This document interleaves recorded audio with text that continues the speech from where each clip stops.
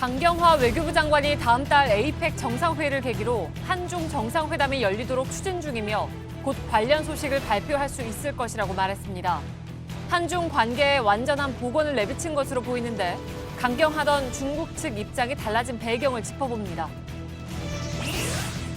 JTBC가 의혹을 제기했던 120억 원 다스의 비자금 문건이 사실로 확인됐습니다. 계좌 번호와 거래 은행의 주소까지 공개돼서 누가 왜 비자금을 만들었는지 실체를 밝히는데 한 발 다가설 수 있게 됐습니다.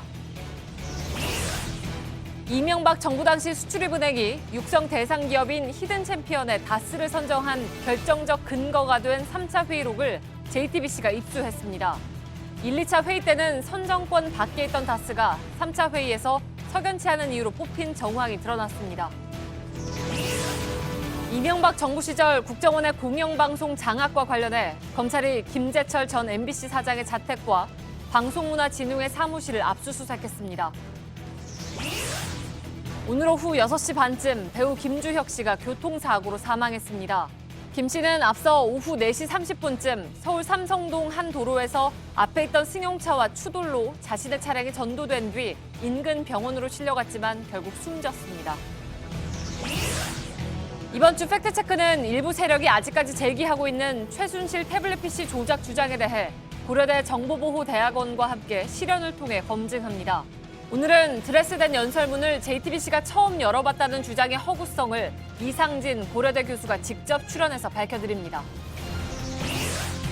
기증받은 시신에서 이식제 채취 업무를 하는 보건복지부 산하기관의 핵심 간부가 과거 직원들을 교육할 때 채취 담당자들을 도축장 인부로 표현한 영상을 입수했습니다. 200억 원의 국고 지원을 받았는데 인사 규정 없이 지인 추천으로 직원을 채용하기도 했습니다. 가을 단풍이 절정을 맞은 서울 도심 등산로 입구에 들어선 가게들마다 술을 진열해놓고 등산객들을 맞이하고 있습니다. 오늘 밀착 카메라는 음주 산행으로 불거진 등산로를 취재했습니다. 수소, 우주의 75%. 그 무한한 수소로 자동차를 달리게 하다. 현대자동차. 예, 시청자 여러분, JTBC 뉴스룸을 시작하겠습니다. 사드 배치 문제로 최악의 상황을 맞았던 한중 관계가 빠르게 제자리를 찾아가고 있습니다. 난제 중에 난제지만 뭔가 출구 전략이 양쪽 모두에게 필요한 시점이기도 합니다. 강경화 외교부 장관은 오늘 국정감사에서 조만간 한중 정상회담과 관련한 소식을 발표할 수 있을 것 같다고 밝혔습니다.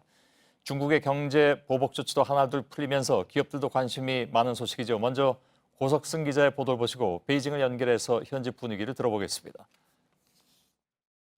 강경화 외교부 장관이 국회 국정감사에서 한중 정상회담 추진 사실을 밝혔습니다.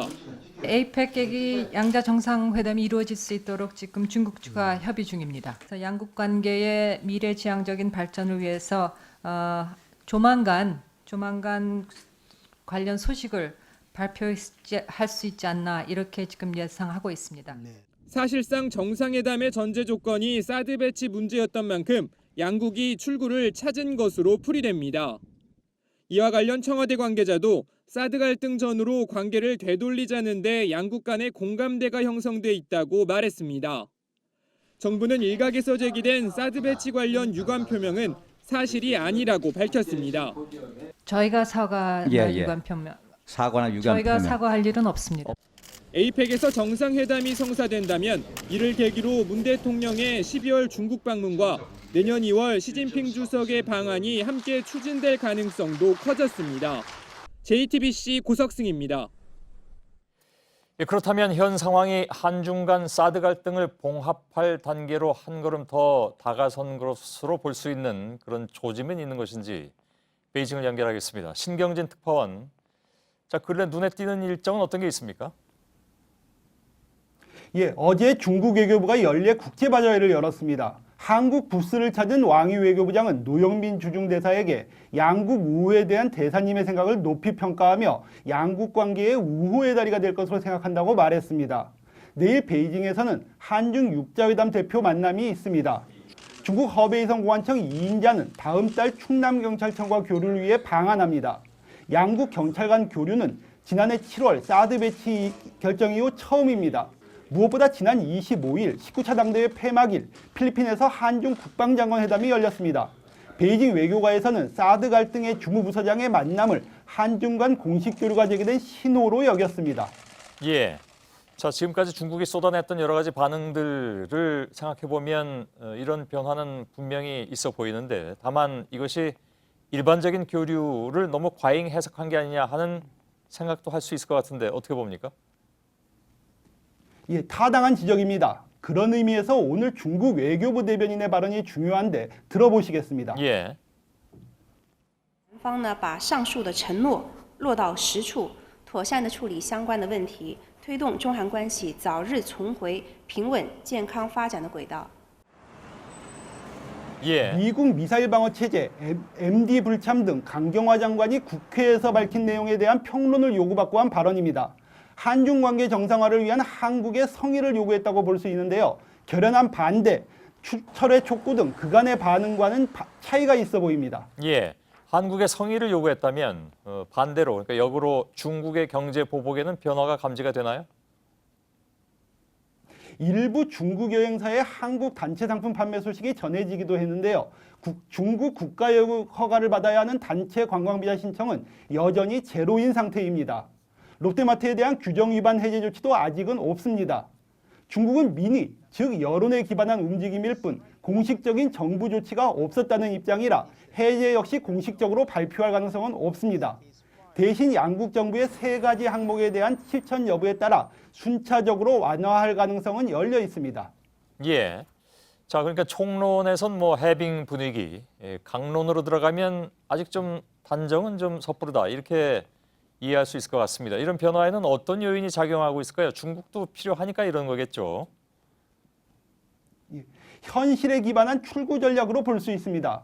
시진핑 집권 2기에 닻을 올린 당대회에서 결정한 신시대 중국 특색의 대구 외교에 따라 달라진 모습을 보여줄 필요성도 있었다고 보입니다. 북한의 계속된 도발도 영향을 끼쳤고요. 사드에 발이 묶여 미국과의 경쟁에서 한반도에 대한 영향력을 포기할 수 없다는 판단이 작용한 겁니다. 새삼 주목받은 러시아의 역할론이나 중국 경제에 대한 악영향도 주요 고려 사항으로 보입니다. 예, 알겠습니다. 자, 마지막 질문입니다. 사드 갈등 이전으로의 정상화 시점, 전망이 가능할까요? 예, 시진핑 주석의 메시지 전달이 중요합니다. 공동성명이 나오지 않는 다음 달 아태경제협력회의 APEC보다 문재인 대통령의 방중이 중요한 이유입니다. 실질적으로 중국인 단체 관광비자 신청이 재개되는 시점이 될 수 있습니다. 예, 신경진 베이징 특파원이었습니다. 자, 저희는 지난주에 다스의 비자금 의혹 문건을 단독으로 보도해드린 바 있습니다. 2008년 개인 차명 계좌에서 다스로 120억 원의 돈이 흘러들어갔다는 내용이었습니다. 대선 직후였던 당시에 BBK 특검은 이 비자금 120억 원을 확인한 것으로 알려졌는데 같은 돈일 개연성에 대해서도 집중 보도했습니다.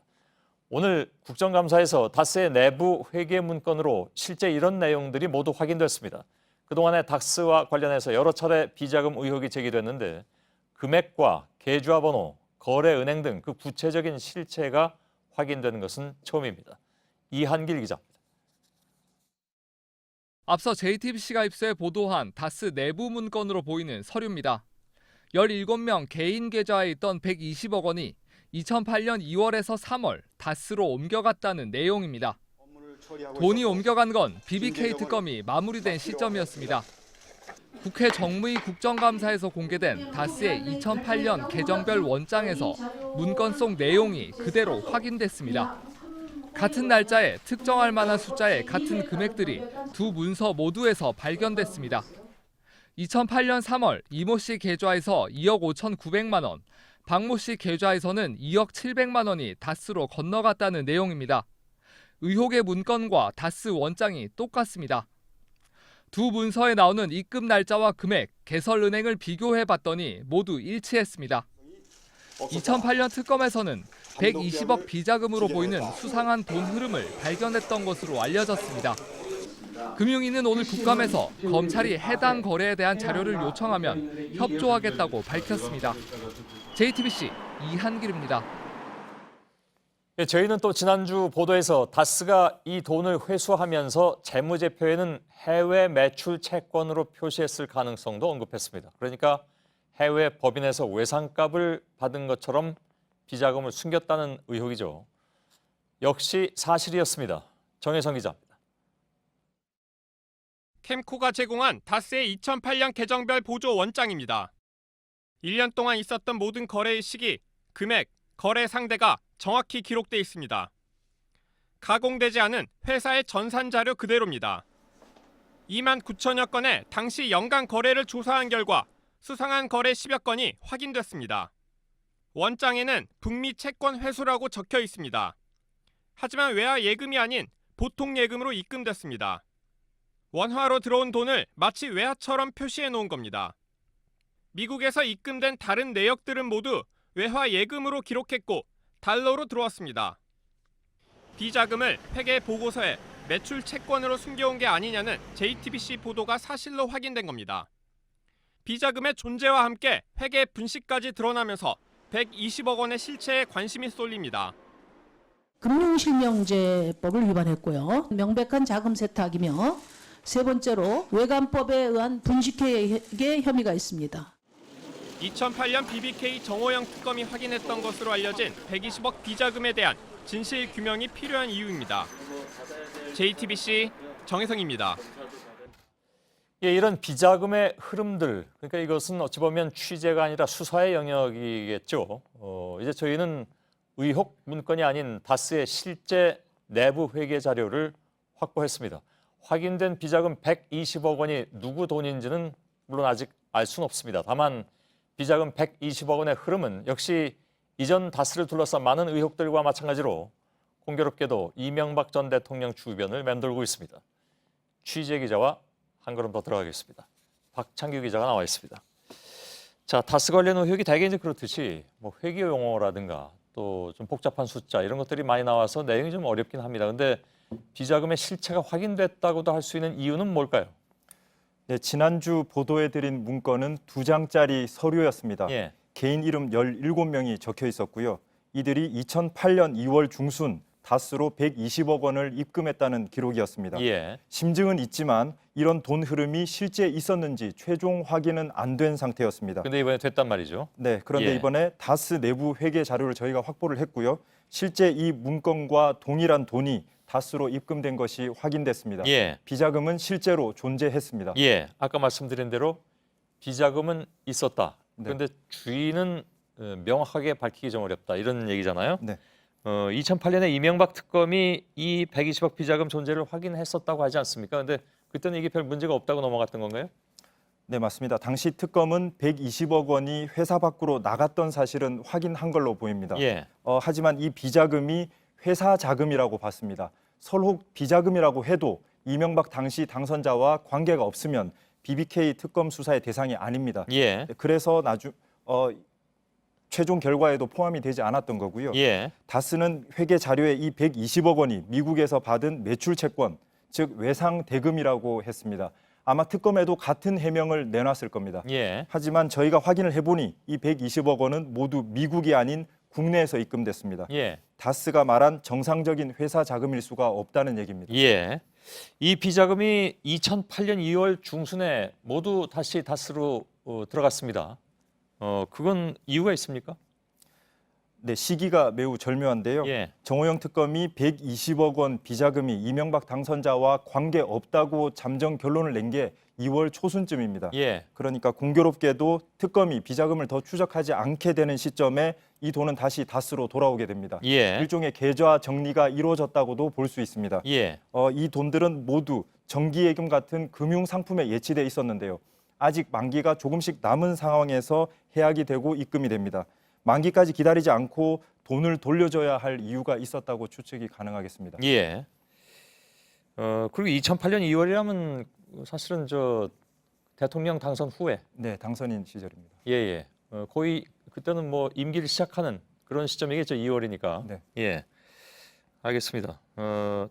여기 나오는 그 계좌들의 실제 주인들이 누굽니까? 그러니까 이건 뭐 다 그 차명이라고 봐야 될 것 같은데. 네.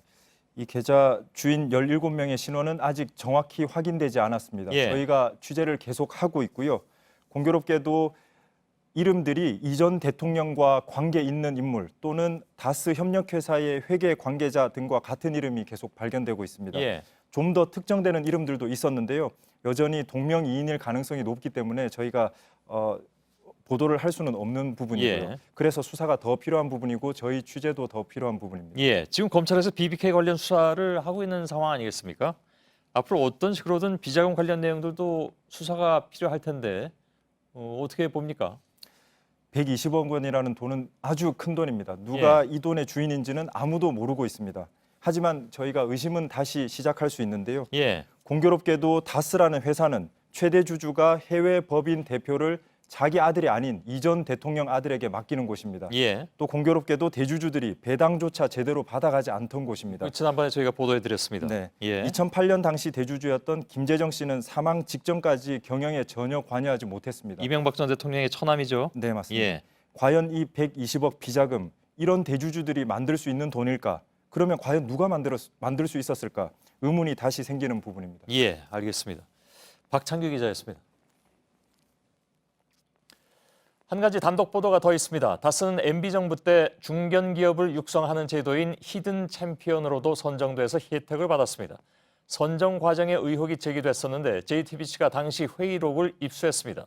1, 2차 경쟁에서 꼴찌를 하던 다스가 3차 평가에서 갑자기 선정 대상이 된 배경이 나왔는데 석연치 않은 구석이 한두 가지가 아니었습니다. 안지현 기자의 단독 보도입니다. 수출입은행이 선정하는 히든 챔피언 기업이 되면 최대 0.3%포인트 금리 인하 등 여러 혜택을 받습니다. 다스는 2010년 히든 챔피언에 도전했는데 2차 평가까지는 43개 신청 기업 중 43위, 탈락 수준이었습니다. 하지만 3차 평가를 거치면서 다스는 35위 내에 들어 히든 챔피언 기업이 됐습니다. 그런데 3차 평가했던 선정위원회의 의사록을 확인한 결과 다스와 경쟁하던 한 기업은 CEO 나이가 66세라는 이유로 탈락된 걸로 나옵니다. 하지만 다스의 CEO인 이명박 전 대통령의 친형 이상은 씨는 당시 77세였습니다. 미국 내 특허 소송에서 패소한 게 문제가 된 업체도 눈에 띕니다. 하지만 당시 BBK 관련 소송 중이었던 다스에 대해선 수출입은행조차 140억 원의 손실이 불가피하다는 평가를 내린 상태였습니다. 자동차 시트 골조를 만드는 한 기업은 2차까지는 다스에 앞서갔지만 제품 다각화가 더 필요하다는 지적을 받은 뒤 탈락했습니다. 다스의 주요 생산품도 자동차 시트입니다. 누가 봐도 다스라는 기업의 대통령, 이명박 대통령의 친인척이라는 이유로 특혜를 줬다는 것이 상식적입니다. 이렇게 다스를 히든 챔피언으로 선정한 수출입은행의 선정위는 평가서 첫머리에 최대 주주가 현직 대통령의 형과 처남이라고 써놨습니다. JTBC 안지연입니다. 예, 박근혜 정부 시절에 보훈처장이었던 박승춘 전 처장은 재임 시절에 갖가지 튀는 발언으로 물의를 빚은 바가 있죠. 박 전 처장이 국정원법 위반 혐의로 수사를 받을 처지에 놓였습니다. 오늘 국정원 개혁위는 이명박 정부 당시부터 진보 세력을 비판하는 교육 활동을 벌여온 이른바 국가발전 미래교육협의회에 대해서 국정원의 사주를 받은 사실상 외곽단체라고 규정했습니다. 박승춘 전 보훈처장은 처장이 되기 전에 바로 이 단체의 회장이었습니다. 정원석 기자입니다. 지난 2013년 10월 국감 당시 국가보훈처의 안보 교육용 DVD 동영상이 논란이 됐습니다. 박정희 전 대통령을 찬양하고 김대중, 노무현 두 전직 대통령의 대북 정책을 비판하는 내용이 담겨 있었기 때문입니다. DVD 제작 예산을 국정원이 댔다는 지적에 대해 국감 증인으로 출석한 박승춘 당시 보훈처장은 출처 확인은커녕 자료 제출도 거부했습니다.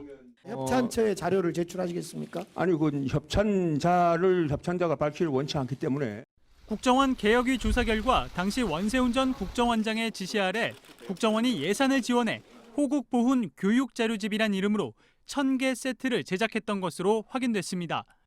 특히 박승춘 전 보훈처장은 보훈처에 들어오기 전 회장을 맡았던 국가발전 미래교육협의회에서 사실상 국정원 예산을 지원받아 활동한 것으로 조사됐습니다. 국정원과 전경련 등으로부터 2010년부터 4년간 63억 원의 예산을 지원받은 국발협은 2만여 차례에 걸쳐 400만 명에 대해 교육에 나섰던 것으로 파악됐습니다. 개혁위는 국정원이 안보 교육이란 이름으로 민간인들에게 진보 정권은 종북이라는 편향 교육을 실시했다며 박 전 보훈처장을 수사 의뢰했습니다. JTBC 정원석입니다. 예, 지난주에 국정원 개혁위원회는 이명박 정부 시절에 국정원이 이른바 보수단체의 기업을 연결해서 돈줄 역할을 하도록 한 정황을 공개했습니다. 이른바 매칭 사업이었습니다. 일부 단체들은 정상적인 광고다 이렇게 주장을 했는데 JTBC는 어떤 사업에 어떤 지원이 있었는지를 직접 확인했습니다. 먼저 이희정 기자의 단독 보도입니다. 국정원 적폐청산 TF가 언급한 공기업 중 보수단체 요구로 활동자금을 가장 많이 대준 곳은 석유공사로 1억 1천여만 원을 지출했습니다. 이 밖에 LH공사 8,400만 원 등 모두 합치면 지금까지 밝혀진 것만 5억 4천여만 원 규모입니다. 특히 한국수력원자력은 뉴라이트 전국연합, 도로공사는 자유총연맹을 주로 지원했습니다. 도로공사는 지난 10년간 고엽제 전후회에 수의계약을 통해 300억 원 넘게 각종 사업권을 준 사실도 드러났습니다. 공개 입찰을 거친 경우는 한 건도 없었고 대선이 있던 5월까지 이어졌습니다. LH공사는 박근혜 전 대통령 탄핵 반대에 앞장섰던 변희재 씨의 미디어워치 등 두 곳에 광고비로만 2,400만 원을 집행했던 걸로 나타났습니다. 공기업들은 특히 2010년 8월 국정원의 중간 점검 이후 더욱 빠르게 움직였습니다.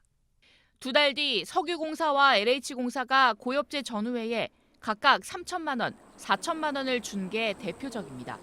적폐청산 TF가 발표한 기업 외에 지속적으로 활동자금을 대준 또 다른 공기업들도 추가로 확인됐습니다. 최근 문제가 된 강원랜드도 미디어워치 등에 1억 3천만 원 넘게 지원한 걸로 조사됐습니다. JTBC 이희정입니다.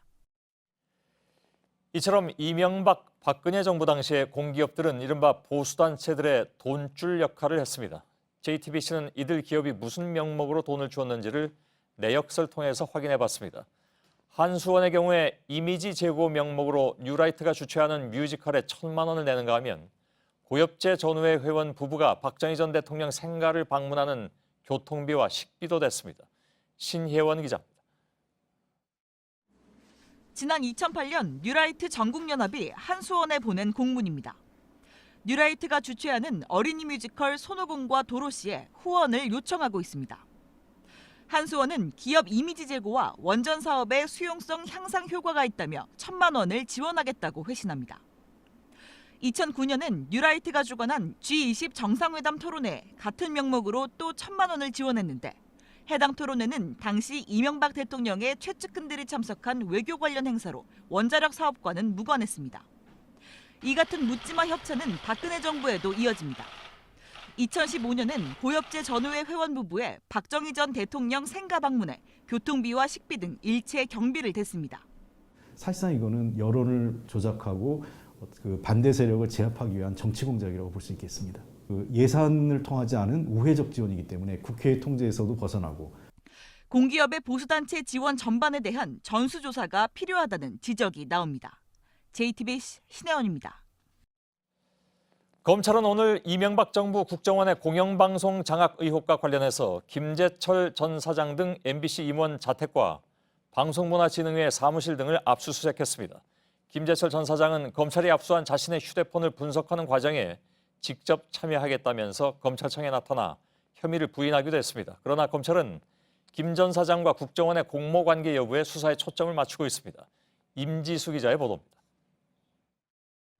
검찰 국정원 수사팀이 오늘 김재철 전 MBC 사장의 자택 등 전현직 MBC 임원과 박문진 사무실 등을 압수수색했습니다.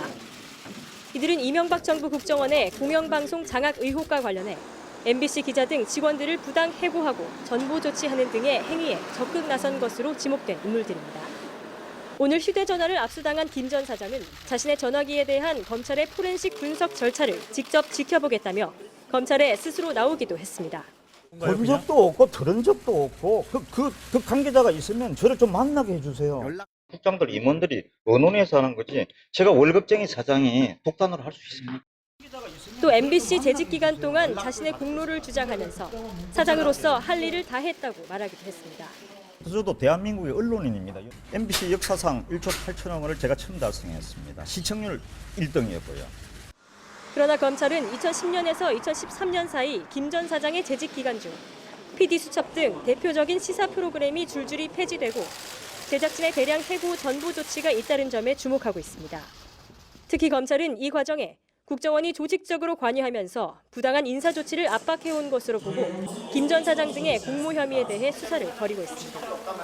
JTBC 임지수입니다.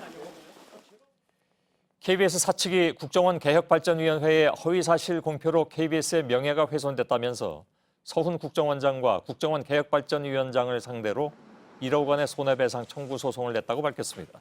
앞서 국정원 개혁발전위원회는 고대영 사장이 보도국장을 맡았던 2009년에 노무현 전 대통령의 수사에 국정원이 개입했다는 의혹 보도를 하지 않는 조건으로 국정원 직원에게서 200만 원을 전달받았다는 사실을 확인했다고 밝힌 바 있습니다.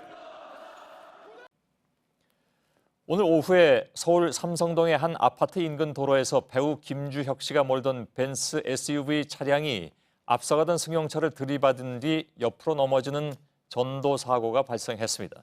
김 씨는 현장에서 심폐소생술을 받고 병원으로 옮겨졌지만 결국 숨졌습니다. 먼저 신진 기자입니다. 계단 아래에 옆으로 넘어진 차량 한 대가 크게 부서져 있습니다. 심하게 찌그러진 차량 안에서 소방대원들이 한 남성을 꺼냅니다. 심폐소생술을 해보지만 의식이 돌아오지 않습니다. 차량에 타고 있던 남성은 배우 김주혁 씨였습니다.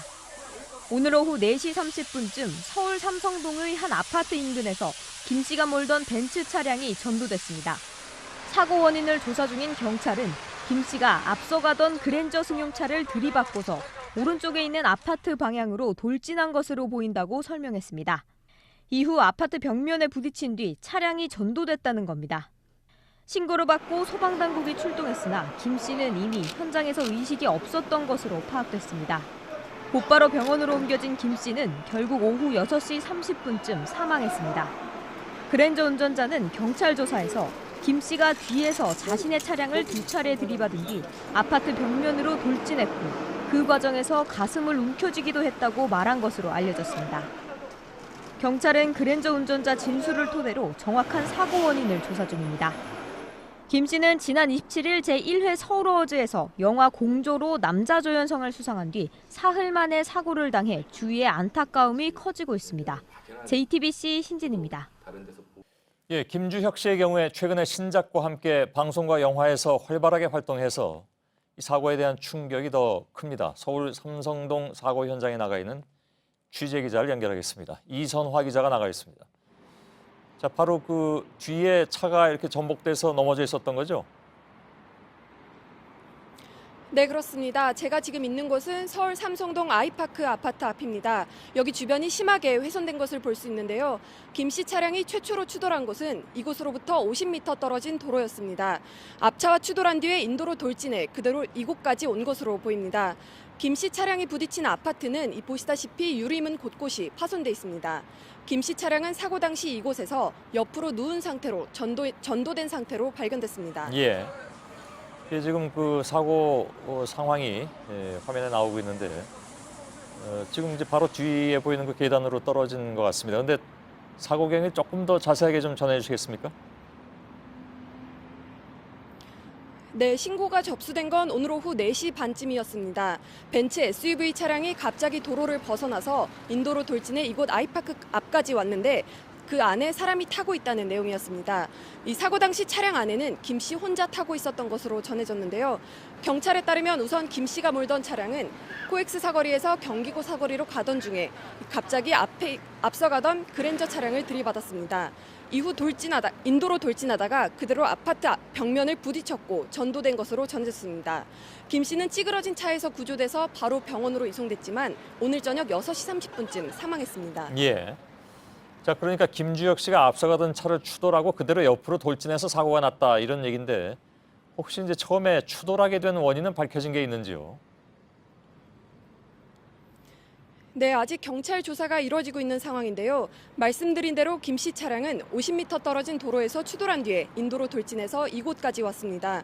특히 그랜저 차량 운전자는 이 경찰 조사에서 김 씨의 차량이 갑자기 뒤에서 자신의 차를 들이받았고 이후 김 씨가 가슴을 움켜쥐더니 다시 한번 추돌한 뒤 아파트를 향해 돌진했다고 진술했습니다. 경찰은 차량 블랙박스와 인근 CCTV 그리고 목격자 진술 등을 토대로 정확한 사고 원인을 조사하고 있다고 밝혔습니다. 예, 알겠습니다. 이선화 기자였습니다. 네, 자유한국당이 오늘 국정감사에 복귀하면서 국회가 나흘 만에 정상화됐습니다. 한국당은 지난달에도 국회 보이콧을 선언했다가 일주일 만에 철회했는데 이번에도 파업을 했다가 명분 없이 돌아오는 모양새로 습관적으로 보이콧한다는 당 안팎의 비판을 들었습니다. 윤영탁 기자입니다.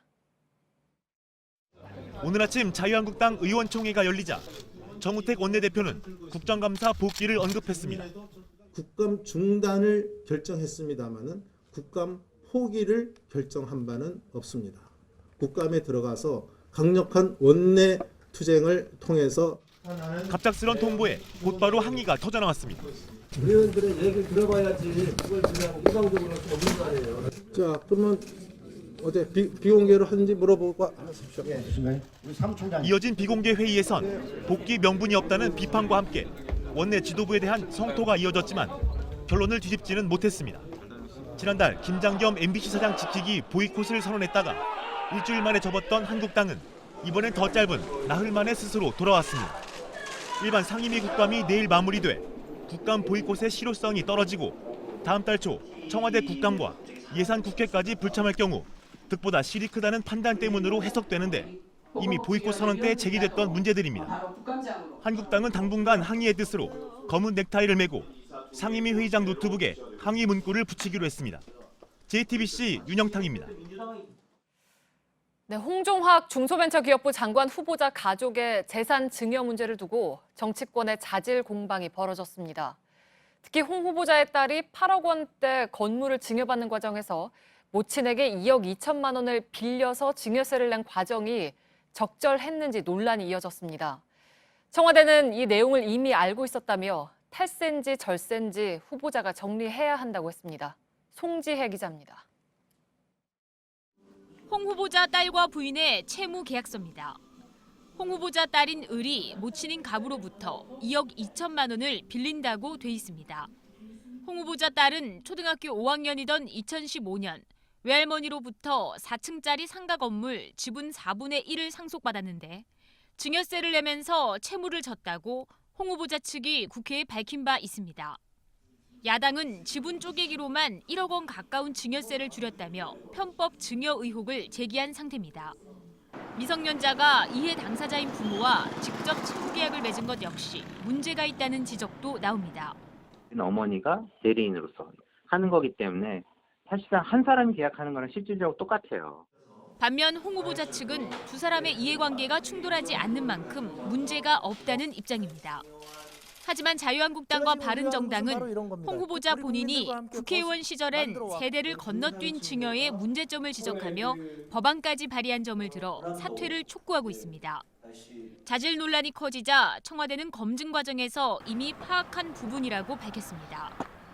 청와대 관계자는 탈세가 아니라 절세 문제라는 점을 홍 후보자가 정리해야 할 것 같다고 설명했습니다. JTBC 송지혜입니다. 윤송희 NC소프트 사장 부친 살해 사건의 피의자 허모 씨가 범행 전에 고급 주택이나 가스총 같은 단어를 검색한 사실이 확인됐습니다. 경찰은 계획적인 범행일 가능성에 무게를 두고 있습니다. 최승기 기자입니다.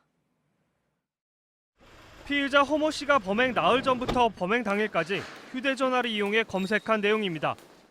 수갑, 가스총, 핸드폰 위치 추적, 고급 빌라, 범행을 사전에 계획했다고 볼 수 있는 단어들입니다.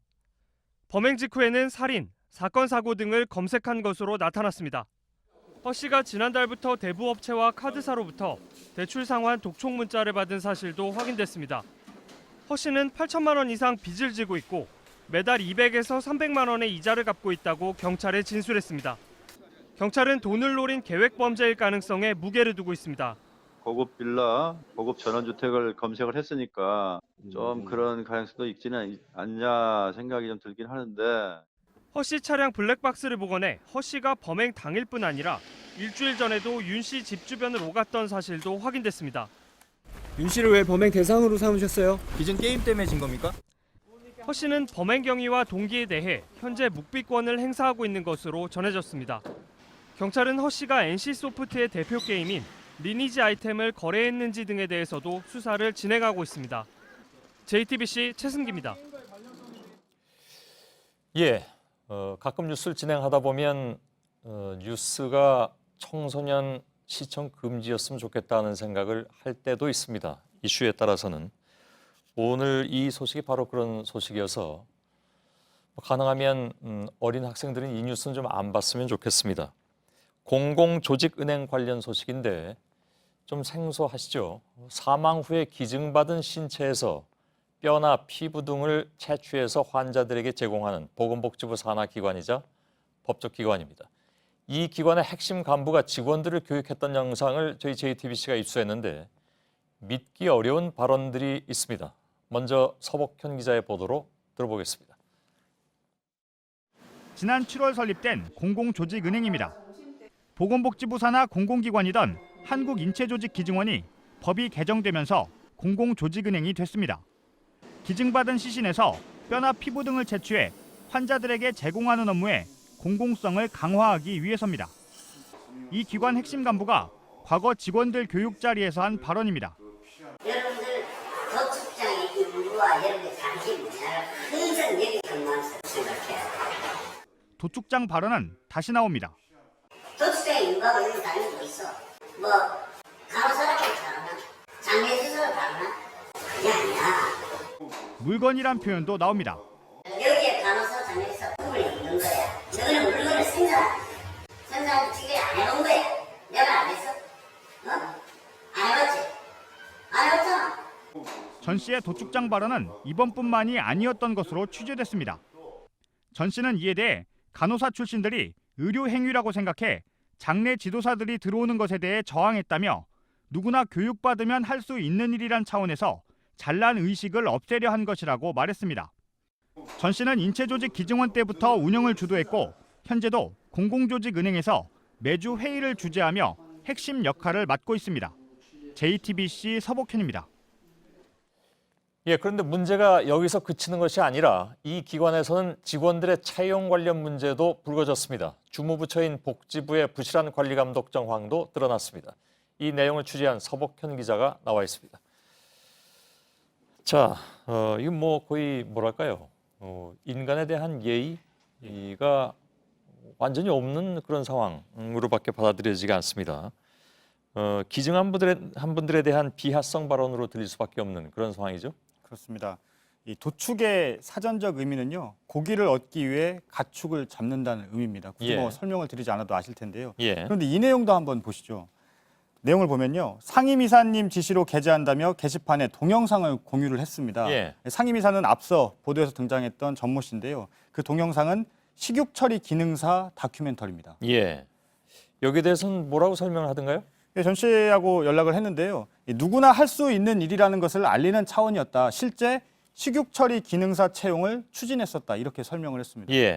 그러면 직원들은 어떤 반응이었습니까? 네, 도축장 발언을 직접 들었던 직원의 얘기 한번 들어보시죠. 그 채취하는 그 행위는 일반적으로 그 병원에서 외과 수술에서 하는 의사들이 하는 그런 의료 행위가 아니라 단순하게 그 동물에서 뼈나 뭐 이런 거를 적출하는 그런 거와 같은 맥락이다라고 이렇게 얘기를 하시는 거죠. 좀처럼 쉬운 일은 아니거든요. 그래서 그런 거에서 좀 자존감도 많이 상하고 그랬죠. 근데 여기 간부 중에는 장기 매매로 처벌받은 이력이 있는 사람도 있다면서요? 예, 그렇습니다. 이 공공조직은행 고위직 한 명은요, 간호사 시절에 장기 매매와 관련돼 돈을 받은 혐의로 징역 1년, 집행유예 2년을 받은 이력이 있는 사람도 있습니다. 그래서 채용 경위를 물었더니요, 공공조직은행 이전 시절에 취업했다가 고용 승계가 된 것이고 취업 당시 집행유예가 끝난 지 2년 후였다. 공공기관 채용 제한을 봐도 문제가 없다. 이렇게 설명을 했습니다. 그런데 이 법이나 규정상 문제가 없다 해도 선뜻 납득이 잘 안 되는 대목입니다. 예, 채용 관련 의혹은 어떤 것들입니까? 예, 좀 짚어보면요. 일단 공공조직은행은 올해 공공조직은행으로 지정되기 전에, 그러니까 인체조직 기증원 시절인 2012년부터 올해까지 복지부로부터 200억 원의 지원을 받았습니다. 예. 직원들의 급여도 국고에서 나가는 건데요. 그런데 인근 미술학원 원장과 계약한 경우가 있었고요. 3개월 계약하고 1,000여만 원을 지급했는데 4일만 일했다는 복지부 감사 결과도 있습니다. 예. 복지부 국장 출신 인사는 5년 정규직 보장으로 계약했는데 60세가 정년인데 계약했을 때가 59살이었습니다. 1년 59세였습니다. 남기고. 예. 또 다른 복지부 고위공무원 출신은 뇌물 혐의로 재판 진행 중에 월 250만 원에 계약했습니다. 이 예. 계약서상 이름이 달라서요. 대필 의혹도 제기됩니다. 이외에 지인 추천으로 입사하거나 채용 서류가 없는 사례가 더 있는 것으로 파악이 됐습니다. 예. 그냥 간단히만 들어봐도 상당히 엉망인 그런 상태였던 예. 것 같은데 공공조직은행에서는 뭐라고 해명을 합니까? 일단 종합하면 뽑거나 계약한 사람 모두 그럴 만한 능력이 있었다 이렇게 해명을 했고요. 예. 그리고 초창기에 사람을 구하기 어려워 지인 추천 등으로 채용이나 계약했던 게 사실이다 이렇게 또 설명을 했습니다. 그런데 2012년부터 이 기관이 운영됐는데 내부 인사 규정이 만들어진 건 2014년이었습니다. 예. 국감 전에 전산 자료가 삭제된 적도 있다면서요? 그렇습니다. 지난달에 일부 과거 전산 자료들이 삭제된 사실이 확인이 됐습니다. 예. 공공조직은행은 문서가 있어서 전산 자료 삭제는 문제가 없다 이런 입장인데요. 복지부는 오늘 특별 감사를 실시하겠다 이렇게 밝혔습니다. 예. 복지부가 그동안에 어떻게 관리를 해왔습니까? 예, 복지부 지원을 받았기 때문에요. 이 복지부 고위공무원이 당연직 이사로 이사회에 참석을 해야 됩니다. 그런데 예. 출석 내역을 한번 보시죠. 2012년에 4번 중에 2번, 2013년엔 아예 안 나갔고요. 어허. 2014년과 2015년, 2016년엔 이사인 국장급 고위공무원은 안 나가고 대리 참석을 시켰는데 이 대리 참석자는 의결권이 없습니다. 예. 올해는 또 한 번도 안 나갔습니다. 관리 감독을 제대로 안 했다는 증거입니다. 예. 그래서 이 취재진과 함께 사실을 확인해온 정춘숙 의원 얘기 한번 들어보시죠. 예. 지난 이명박 박근혜 정부에서는 감독의 사각지대에 있었던 거거든요. 그래서 이번에 뭐 감사원 감사 포함해서 뭐 복지부 감사 또 검찰 수사까지를 총동원해서 비리를 뿌리 뽑아야 됩니다. 그렇지 않으면 누가 믿고서 자신이나 또 가족의 인체를 기증을 할 수가 있겠습니까? 예. 내일 복지부 국감에서도 이 문제가 집중적으로 다뤄질 예정입니다. 예. 사실 시신 기증은 숭고한 일인데 그게 이렇게 된다니까 참 기가 막힌 상황인 것 같습니다. 서복현 기자였습니다. 뉴질랜드 법원이 용인 일가족 살해 피의자 김모 씨에 대해서 이번 주 수요일까지 구금 명령을 내렸습니다. 일단 2년 전에 있었던 절도죄를 적용했는데 뉴질랜드 경찰은 한국 수사당국의 요청을 받고 구속영장 청구도 검토 중입니다. 이런 가운데 김 씨 행색을 수상하게 여긴 현지에서의 결정적인 제보에 대해서 오클랜드 한국영사관의 대처가 미흡했다는 지적이 나오고 있습니다. 서효정 기자. 일가족을 살해하고 도주한 혐의를 받고 있는 장남 35살 김모 씨가 현지 시간 30일 뉴질랜드 지방법원에 출두했습니다. 김 씨가 절도죄로 뉴질랜드 경찰에 체포된 지 하루 만입니다. 뉴질랜드 노스쇼어 법원에 따르면 김 씨는 뉴질랜드 거주 당시인 지난 2015년 냉장고와 세탁기 등 우리 돈 316만 원어치의 가전제품을 훔쳐 기소됐습니다. 현지 법원은 일단 이틀 뒤인 다음 달 1일까지 구금 명령을 내렸습니다. 뉴질랜드 경찰은 김 씨에게 살인 혐의도 있는 만큼 한국 수사당국에서 구속영장을 청구해달라는 요청을 받았다고 밝혔습니다. 이번 피의자 김 씨 검거에는 김 씨를 목격한 현지 교민의 제보가 결정적이었던 것으로 드러났습니다.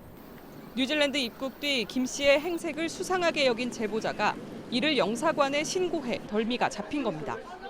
하지만 신고를 받은 영사관이 수사권이 없다며 뉴질랜드 경찰에 직접 연락하라는 말을 한 것으로 전해져 논란이 일었습니다.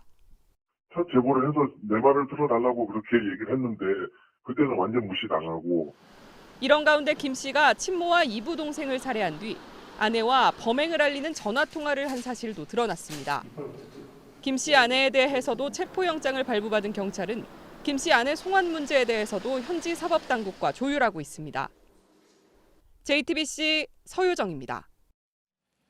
형을 비롯한 가족들에게 500억 원대의 공짜 급여를 지급하는 등 각종 경영 비리를 저질러서 재판을 받아온 신동빈 롯데 회장에게 검찰이 징역 10년과 벌금 1,000억 원의 중형을 구형했습니다.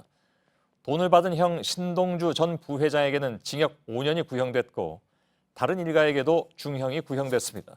검찰은 총수 일가 비리 중에선 유례를 찾을 수 없을 정도로 큰 규모라고 규정했습니다.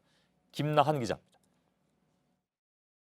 신동빈 롯데 회장을 포함한 총수 일가의 횡령 혐의 등 재판에서 검찰은 신 회장에게 징역 10년과 벌금 1,000억 원을 구형했습니다. 또 신동주 전 롯데홀딩스 부회장에겐 징역 5년과 벌금 125억 원을 구형했습니다. 두 사람의 누나인 신영자 롯데장학재단 이사장에겐 징역 7년에 벌금 2,200억 원을 구형했고 아버지인 신격호 롯데 총괄회장과 사실혼 관계인 서미경 씨에게도 징역 7년과 벌금 1,200억 원을 구형했습니다. 신동빈 회장은 형인 신 전 부회장 등에게 공짜급여 508억 원을 지급하고 서미경 씨와 신 이사장에겐 계열사 일감을 몰아준 혐의 등을 받고 있습니다.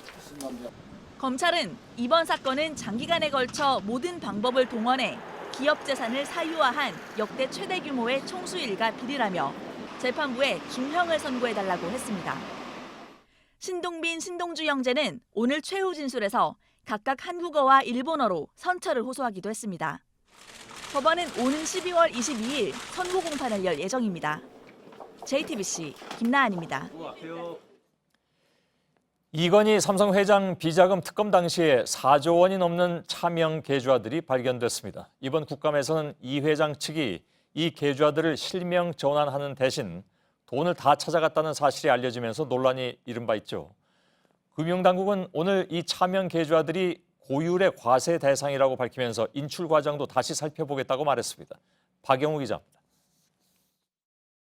2008년 특검에서 밝혀진 이건희 삼성전자 회장의 차명 계좌에 있던 돈은 4조 4천억 원입니다.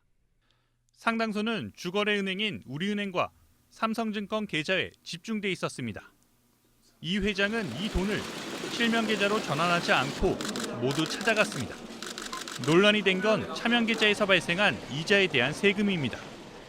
금융실명제법 5조에 따르면 실명이 아닌 비실명 재산에는 계좌 개설일 이후 발생한 이자와 배당 소득에 대해 90%의 세금을 부과해야 합니다.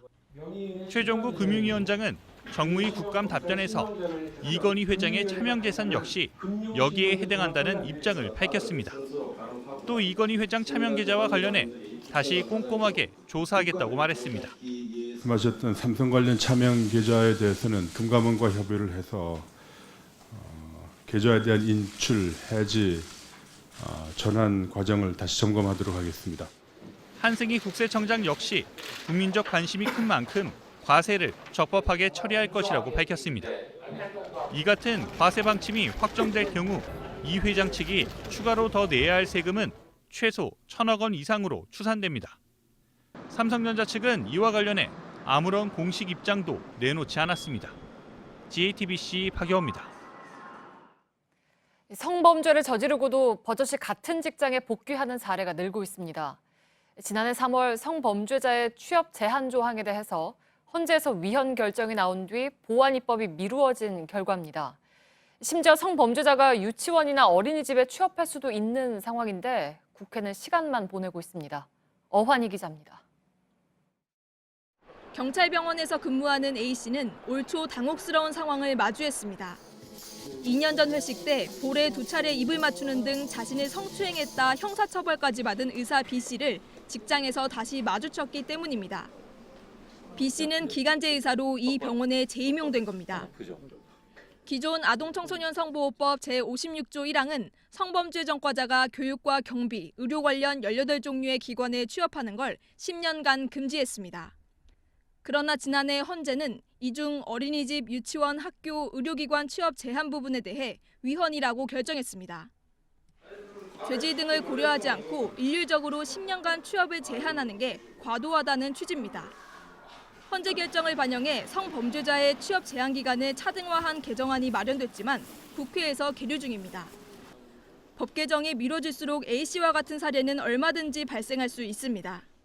그분이 출소해서 다시 복귀할 수 있는 가능성이 있다 보니까 피해자분이 힘들어하는 위압감이 크기도 하고요. 이 때문에 여성가족부와 법조계, 시민단체들은 오늘 공개 토론회를 갖고 국회가 법 개정을 서둘러야 한다고 촉구했습니다. JTBC 어환입니다. 네, 얼마 전 JTBC는 생수업체 공정수에서 기준치를 넘는 우라늄이 나왔다고 전해드렸습니다. 그런데 농촌마을에서 식수로 쓰는 지하수에서도 기준치의 7배가 넘는 우라늄이 검출됐습니다. 우라늄 저감 장치를 설치했지만 작동하지 않았습니다. 박소연 기자입니다. 경기도 안성의 한 마을 소규모 수도시설입니다. 주민 100여 명이 식수로 사용하는 이 시설에서 우라늄이 리터당 203.6 마이크로그램이 검출됐습니다. 미국 먹는 물 우라늄 기준인 리터당 30 마이크로그램의 7배 가까운 수치입니다. 먹고 씻고 하는 건 너다. 그러나 이 마을 전체가 다 그렇게 할 거야 아마 생활용수로. 이 마을 지하 화강암 지층을 이르는 암석에서 우라늄 성분이 녹아 지하수에 스며든 것으로 보입니다. 환경부는 지자체와 함께 우라늄 등 자연 방사성 물질 저감 시설을 한 곳당 4천만 원씩 들여 설치했습니다. 하지만 일부 저감 시설은 거의 작동하지 않은 것으로 수질 검사 결과 드러난 겁니다. 우라늄에 장기간 과도하게 노출되면 신장 손상이 나타날 위험성이 있습니다. 이곳뿐만이 아닙니다. 전국 소규모 급수시설 12,900여 곳 가운데 4,300여 곳을 조사했는데 17.7%인 770곳에서 우라늄과 라돈이 초과 검출됐습니다. 70억 국민 세금으로 우라늄, 라돈 등 자연 방사성 물질 저감 시설을 설치했지만 초과 검출 지역이 많습니다.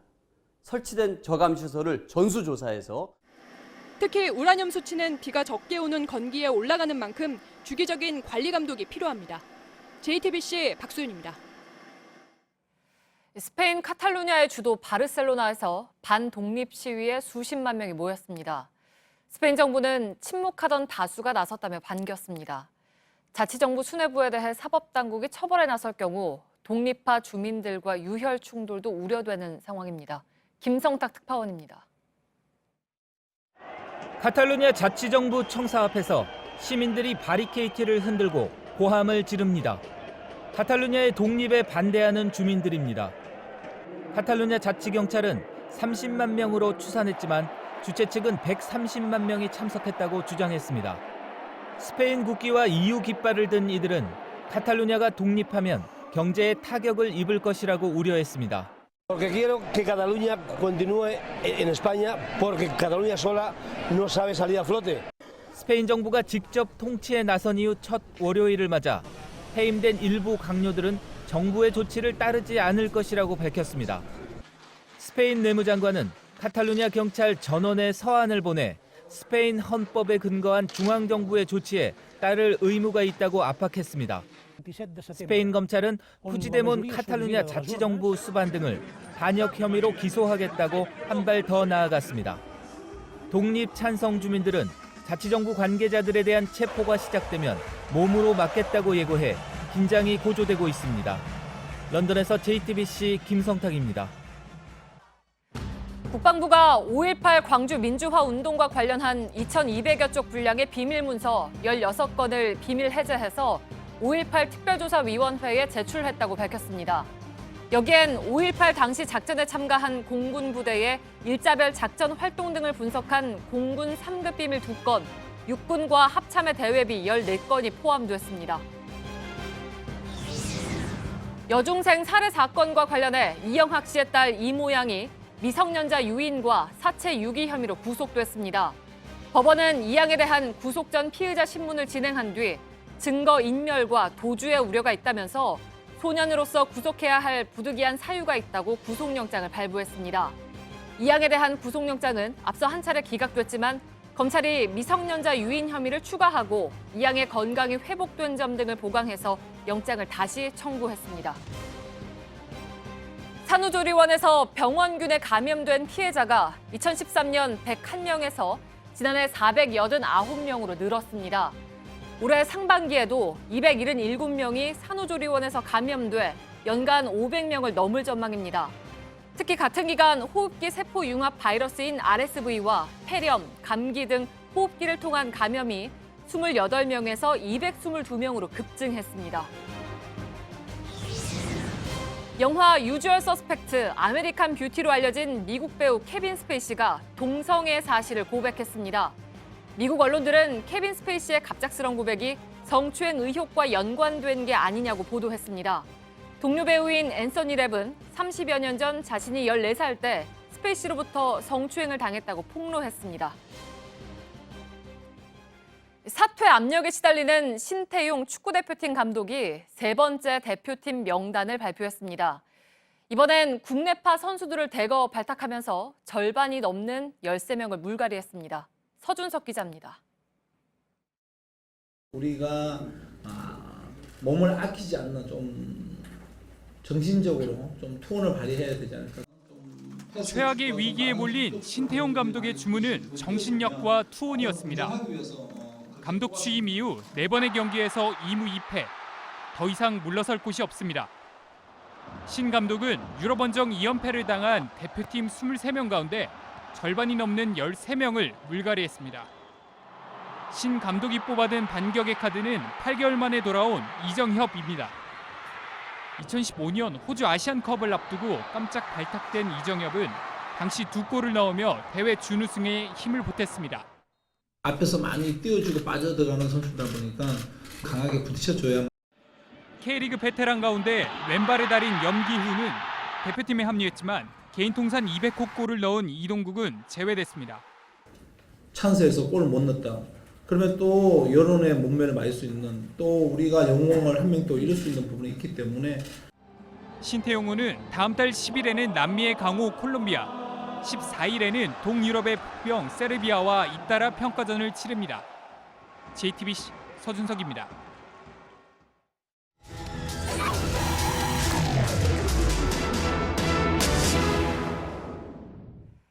네, 가을 단풍이 깊어지면서 많은 분들이 산을 찾고 있습니다.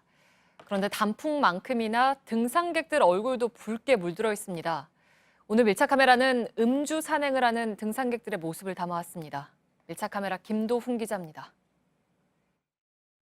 서울 도심 단풍 명소 중 한 곳인 관악산 입구 버스 정류장입니다. 형형색색 등산복을 입은 사람들이 끝없이 밀려듭니다. 정류장에 멈춰선 버스에서 등산객 수십 명이 내리는 모습을 볼 수 있습니다. 이곳은 관악산 등산 코스에서도 가장 완만하다는 서울대 정문 쪽 입구 진입로인데요. 그런데 제 뒤로 보이는 것처럼 등산객들이 지나는 골목마다 노점상들이 술을 가득 진열해 놓은 모습을 볼 수 있습니다. 등산로 입구에 있는 한 매점에는 등산객들의 발길이 끊이지 않습니다. 매점에 들어선 등산객이 냉장고에서 꺼내든 건 막걸리병. 곧이어 또 다른 남성도 술병을 집어들고 곧장 계산대로 향합니다. 또 다른 여성 등산객들의 손에도 막걸리가 담긴 봉투가 들려 있습니다. 막걸리가 담긴 검은색 비닐봉투를 양손 가득 들고 가는 등산객도 있습니다. 아직 오전이지만 술 판매대는 이미 텅 비었습니다. 등산객분들 뭐 많이 사가세요? 막걸리가 주로예요. 많이 팔렸죠. 등산로 입구로 향하는 길목에는 노점상들이 각종 안주와 술을 펼쳐놓고 등산객들을 유혹합니다. 등산로 입구에서 등산객들이 술을 구입하는 모습은 어렵지 않게 찾아볼 수 있습니다. 연주대 정상으로 올라가는 길목에 있는 중간 쉼터 곳곳에서 등산객들이 준비해온 술과 음식을 나눠 먹는 모습이 목격됩니다. 오히려 술을 마시지 않는 사람을 찾기가 더 어려울 정도입니다. 다 먹으면서 다 먹어요. 막걸리 소주 없는 밥상 없어. 다 있어 거의. 술병 없는 밥상은 없더라. 한 등산객은 자신의 음주 산행을 자랑스레 늘어놓기도 합니다. 자유를 안 팔게? 술 엄청 마시는데 그래도 저는 이상 없이 타네요. 정상 오면 소주 한 2병은 기본적으로 먹어요. 정상주 마시는 게 재밌잖아요. 술 안 좋아해요? 등산로 입구와 가까운 대학 일부 건물에서는 등산객들과 갈등이 빚어지기도 합니다. 이곳은 관악산 연주대 정상으로 향하는 가장 짧은 코스로 평소에도 등산객들이 즐겨 찾는 곳입니다. 이 연구소 건물과 도로 하나를 사이에 두고 맞붙어 있는데요. 일부 등산객들이 이 건물 안으로 들어가 시설을 이용하면서 이렇게 건물 입구에는 등산객 등 외부인의 출입을 금지한다는 안내문까지 붙어 있습니다. 일부 등산객들은 학생들이 다니는 건물 출입구 앞에서 술을 마시기까지도 합니다. 술 먹고 취해가지고 막 넘치고 그런 사람들도 있어요. 학생들 왜 안 여주냐고 막. 근데 어쩔 때는 여기 앉아서도 먹어. 그래 어디에 이제 등산객이 큰지라고 써라고서 우리가. 오후 4시를 넘기고 하산 시각이 되자 등산로 입구 주변에선 누군가 버리고 간 술병과 종이컵이 무더기로 발견됩니다. 무단 투기를 좀 많이 하고요. 등산객들이 뭐 차량에서 나온 쓰레기 같은 것들도 이제 주차장 뭐 한쪽 구석에다가 그냥 버리고 간다든지 쓰레기들이 예전보다 많이 줄었답니다. 해마다 산악사고는 가을철에 집중 발생합니다.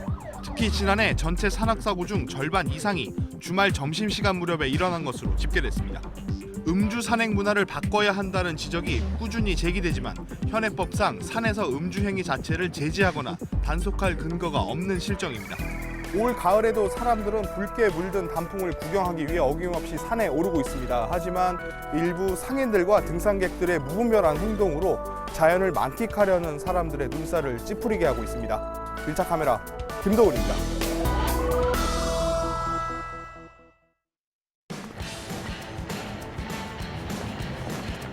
세상의 편견에 반대로 달리기. 신념이 있다면 꿋꿋이 달리기. 세상을 뒤집을 거꾸로 달리기.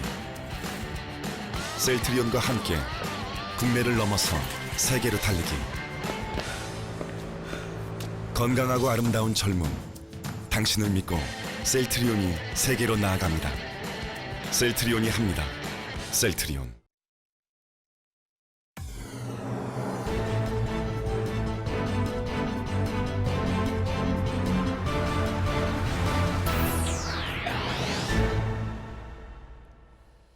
뉴스룸의 앵커 브리핑을 시작하겠습니다. 30년쯤 전 11월에 쌀쌀해진 날씨 속 저는 야근 중이었습니다. 대개 방송사의 야근이라는 것은 일이 있건 없건 눈 붙이긴 쉽지 않아서 거의 밤을 새우다시피 하고 새벽녘이 되었을 때 갑작스런 제보가 하나 들어왔죠. 올림픽대로 동작대교 부근에 봉고차가 하나 뒤집어져 있다는 것이었습니다. 급히 달려나가 보니 차량의 앞쪽은 거의 완파돼 있었고 운전자는 현장에서 그만 사망한 뒤였습니다. 때가 김장철이어서 그런지 봉고차와 부딪힌 1톤 트럭에 실려있던 배추가 사방으로 흩어져서 더욱 정신이 산란했던 그 새벽. 문제는 사망한 운전자의 신원을 알아내야 기사를 쓸 터인데 아무리 뒤져봐도 그 상황에서 그를 알아낼 단서는 찾기 어려웠습니다. 그래서 망설임 끝에 그의 안주머니에 손을 넣어서 면허증을 찾던 순간 저는 놀라지 않을 수 없었습니다. 그의 가슴은 아직도 따뜻했기 때문입니다. 주소지가 은평구 수색동으로 돼 있던 그는 불과 몇 분 전까지만 해도 가슴이 따뜻하게 뛰던 누군가의 가족.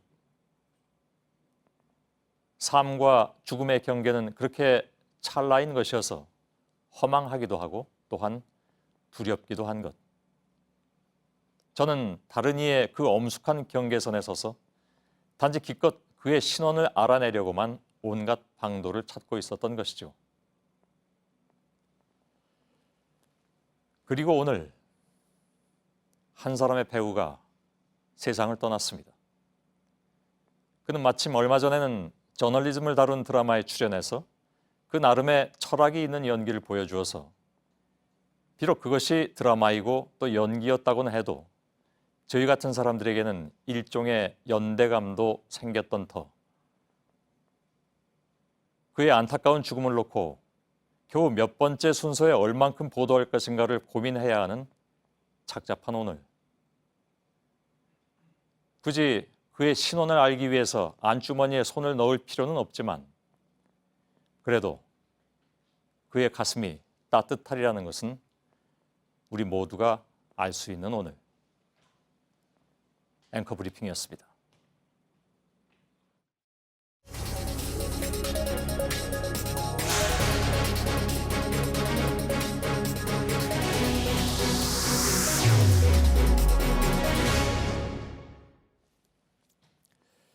예, 말씀드린 대로 오늘 오후 6시 반쯤에 배우 김주혁 씨가 교통사고로 사망했습니다. 김 씨는 서울 삼성동의 한 도로에서 앞에 있던 승용차와 추돌로 자신의 차량이 전도된 후에 인근 병원으로 실려갔지만 결국 숨진 것으로 파악이 됐습니다. 취재기자 연결해서 추가로 들어온 소식이 있는지 좀 확인해 보겠습니다. 일부에서는 사고 현장을 연결했는데 이번에는 김 씨가 옮겨진 병원으로 가겠습니다. 윤재영 기자가 지금 연결되어 있습니다. 병원 상황은 어떻습니까? 네, 김주혁 씨는 사고 직후 이곳으로 옮겨졌지만 의식을 되찾지 못한 채 오후 6시 30분쯤 사망했습니다. 구조 당시에도 이미 의식이 없는 상태로 심폐소생술을 실시했지만 회복하지 못한 겁니다. 현재 김씨 시신은 병원 안치실에 있습니다. 김씨 유족들이 현재 병원에서 사망 진단서를 발급받으러 올라간 것으로 알려져 있습니다. 장례식장은 현재 만실 상태로 이곳에 빈소가 차려질지는 불투명한 상태입니다. 아, 그런가요? 사고 원인이 혹시 추가로 나온 게 있습니까? 네, 경찰과 소방당국은 김 씨가 앞서가던 그랜저를 들이받은 뒤 아파트 쪽으로 돌진해 벽면에 부딪히고 전도된 곳으로 보고 있습니다. 당시 앞에 있던 그랜저 승용차 운전자에 따르면 김 씨가 가슴을 움켜쥐고 있다고 진술하기도 했습니다. 이 때문에 일부 매체에서는 김 씨가 심근경색을 일으켰다는 의사소견서가 나왔다고 보도되기도 했습니다. 하지만 경찰에서는 병원에서 따로 문서를 받거나 연락을 받은 것은 없다고 합니다. 경찰은 당시 김 씨에 대한 음주 측정은 하지 않았지만 음주로 인한 사고는 아닌 것으로 보고 있다고 밝혔습니다. 경찰은 김 씨가 몰던 차량 블랙박스와 인근 CCTV 그리고 목격자 진술 등을 토대로 정확한 사고 원인을 조사 중이라고 밝혔습니다. 예, 알겠습니다. 병원 현장에 나가 있는 윤재영 기자였습니다. 자, 예고해드린 대로 지금부터는 JTBC의 태블릿 PC 조작설에 대한 팩트체크를 시작하겠습니다. 사실 이런 의혹에 일일이 대응할 가치가 없다고 봐왔고 그래서 저희들은 꼭 필요한 경우만 저희들이 반박 보도를 해드린 바가 있습니다만 갈수록 그 도가 지나치고 또 교묘해지고 있기 때문에 전문가와 함께 검증을 해야 되겠다고 판단을 하게 됐습니다. 팩트체크팀이 지난 24일부터 어제까지 고려대 정보보호대학원 또 고려대 디지털 포렌식 센터와 공동으로 팩트체크를 했습니다. 전문가 8명이 참여했습니다. 모두 한국 디지털 포렌식 학회 소속이기도 합니다. 조사를 총괄한 이상진 고려대 정보보호대학원장이 이 자리에 나와 계십니다. 안녕하십니까? 반갑습니다. 예. 자, 지난 며칠 동안 이게 직접 실험하시느라고 고생 많이 하신 걸로 알고 있습니다. 이상진 교수 팀은 같이 이번에 참여하신 분들께서 포렌식, 그러니까 국제 포렌식 대회에서 대상을 2번이나 수상하신 바가 있다고 들었습니다. 우선 시청자 여러분께 팀을 좀 소개해 주시겠습니까? 고려대학교 정보보호대학원 밑에 디지털 포렌식 연구센터가 있습니다. 예. 2003년부터 시작을 했는데 민간 분야에서는 가장 큰 연구 조직이라고 보시면 될 것 같고요. 예. 미국 국방성 밑에 사이버 크라임 센터라고 있습니다. 예. 거기서 디지털 포렌식 챌린지를 했는데 2009년 디지털 포렌식 챌린지를 했는데 2009년하고 2010년 연속해서 우승한 바 있습니다. 아, 그렇군요. 굉장히 오래된 팀이군요. 그러니까 2003년부터 활동을 하셨다면. 네, 그렇습니다. 예, 벌써 한 14년, 15년 가까이 되는 그런 팀인데 우선 JTBC 태블릿 PC 조작설 이건 처음부터 사실 나왔습니다. 특별히 보도 1주년을 맞은 시점에서 함께 하시게 된 계기가 있다면 어떤 걸까요? 사실 지난주 화요일 날 그 시간 설정에 대한 오류를 시연해달라고 해서 시연에 참여하면서 내용을 자세히 살펴봤습니다. 그랬더니만 검찰 보고서를 잘못 오해하는 부분이 많이 있어갖고 그러니까 조작이라고 주장하는 쪽에서 예, 그렇습니다. 그래서 포렌식 연구하는 학자로서 사실을 바로잡을 필요가 있다고 생각해서 참여하게 되었습니다. 예, 알겠습니다. 오늘부터 나흘 동안 그러니까 월화 수목 나흘 동안 저희가 팩트체크에서 이 문제를 집중적으로 다루게 됩니다. 그동안에 이른바 이제 그 의혹이라고 내놨던 그 모든 사안에 대해서 이제 다룰 텐데 지난 주말까지 아무튼 포렌식 실현을 하시느라고 굉장히 그 팀 모두가 바쁘셨다고 들었습니다. 물론 저희 팩트체크 팀도 함께 했습니다만은 어떤 방식으로 어떤 검증이 이루어졌고 결과가 어땠는지 단도직입적으로 말씀해 주신다면. 디지털 기기는 그 해당 기기마다 조금씩 동작이 다릅니다. 그래서 그 당시에 사용했던 갤럭시 탭 8.9를 입수해서 그러니까 최순실 씨가 사용했던 그 태블릿 PC와 같은 것 그렇게 보면 되는 거죠. 그렇죠. 8.9를 입수해서 비슷한 소프트웨어를 설치해서 동작을 하고 그와 유사한 행동을 한 다음에 결과가 어떻게 나오는지 직접 확인했습니다. 대부분의 의혹은 그 데이터를 잘못 해석한 결과였던 것 같고 실제 데이터를 봐야지만 되는 것 외에는 대부분 다 의혹을 해소할 수 있었습니다. 아, 그렇습니까?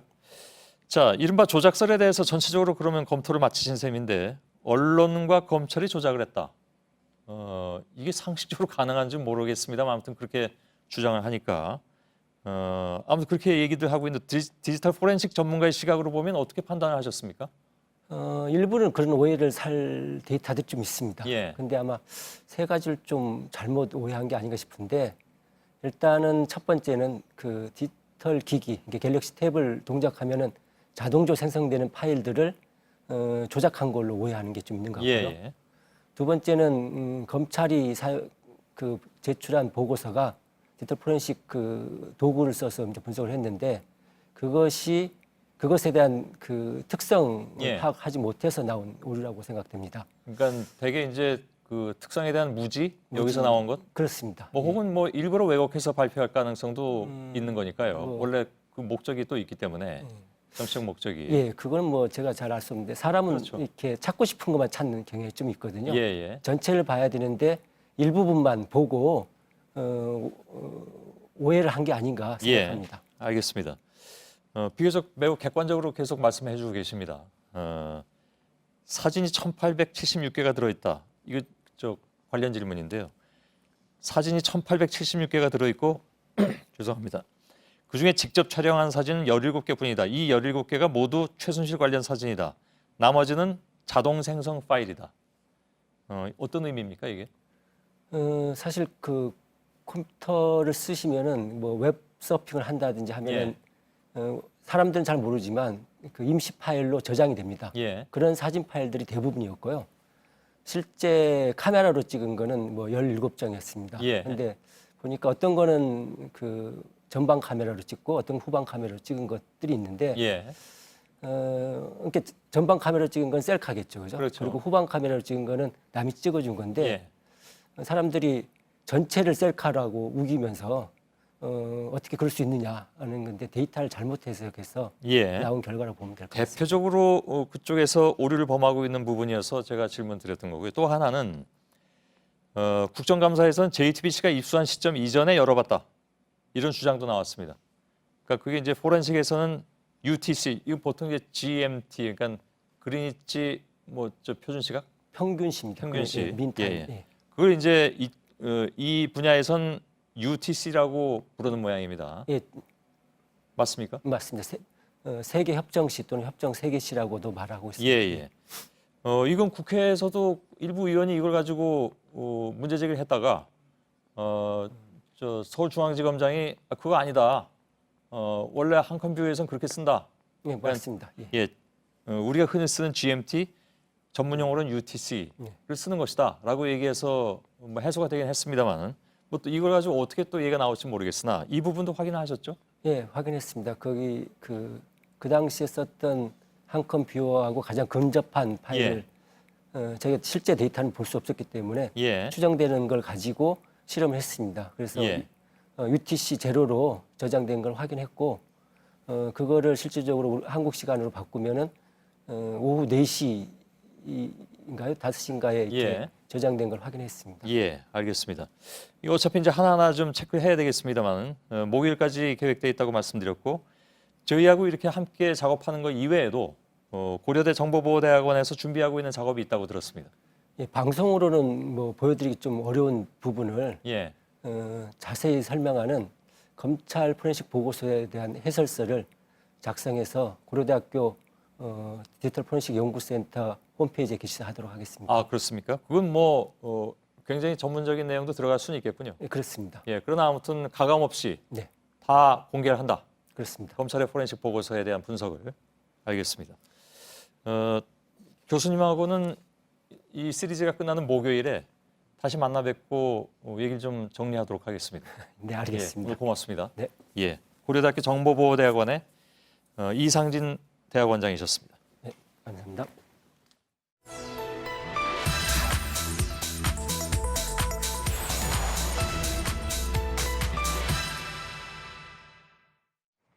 네, 그러면 지금부터는 이상진 교수팀과 공동 조사를 한 오대영 기자와 함께 결과를 하나하나 정리를 해보겠습니다. 오늘 주제는 드레스덴 연설문 조작설입니다. 오대영 기자, JTBC가 태블릿 PC를 입수한 뒤에 연설문이 열린 것으로 나왔다. 그래서 최순실 씨는 연설문을 보지도 않았다라는 주장인 거죠. 그런 의혹을 가장 먼저 제기한 쪽은 박근혜 전 대통령의 변호인단입니다. 드레스덴 연설문 한글 파일을 열어보면 한컴뷰어 히스토리에 열람 시간이 나타납니다. 그 날짜가 2016년 10월 18일 이후 JTBC 입수 뒤로 검찰 보고서에 나왔다는 것입니다. 이건 맞습니다. 그런데 이를 근거로 월간조선은 10월 18일부터 25일은 JTBC가 최순실 태블릿을 가지고 있던 시기라면서 의혹을 제기했습니다. 이런 주장은 지난 23일 국정감사에서도 나왔습니다. 이미 JTBC가 입수했다는 그날 처음 열렸어요. 드레스덴 연설문이 한 번도 열려본 적도 없다가 언론사가 입수한 다음 날 처음 열린 것으로, 그게 제가 얘기한 게 아니라 이 포렌식 보고서에 나와 있다, 이런 얘기입니다. 네, 저희가 여러 차례 보도를 했잖아요. 네. 드레스덴 연설문 파일은 모두 7개고 그리고 저장된 시점이 2014년 3월 27일에 태블릿에 저장이 됐고 그리고 이걸 열어본 게 JTBC가 입수한 뒤였다라는 주장인데 결과는 어떻게 나왔습니까? 한컴뷰어의 히스토리의 원리는요, 가장 마지막에 읽은 시점을 기록한다라는 것입니다. 2014년에 연설문이 태블릿에 저장된 뒤에 몇 번을 읽었든 히스토리에 나오는 것은 각각의 문서를 가장 최근에 읽은 시간입니다. 이 왼쪽은 당시와 가장 근접한 조건에서 실시한 저희 실현 내용입니다. 네. 시험용으로 작성한 한글 파일을 오후 3시 31분에 내려받고 2분 뒤 읽었습니다. 2차 열람은 41분, 3차 열람은 4시 3분이었습니다. 오른쪽은 포렌식 결과 화면입니다.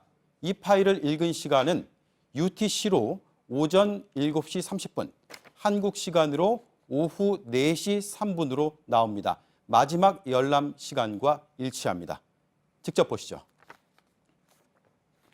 네, 지난 토요일에 저희 실험을 앞두고 모였던 그 화면입니다.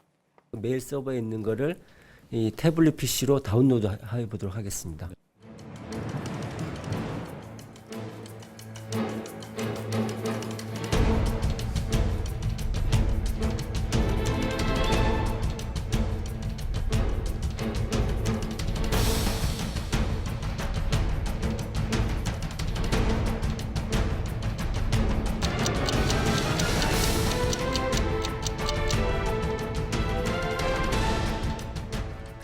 우리가 그 히스토리 정보에 남아있는 시간은 맨 마지막 열어봤던 그 시간이 저장되어 있는 것입니다. 그러면 그 전에 열어본 걸 알 수 있느냐?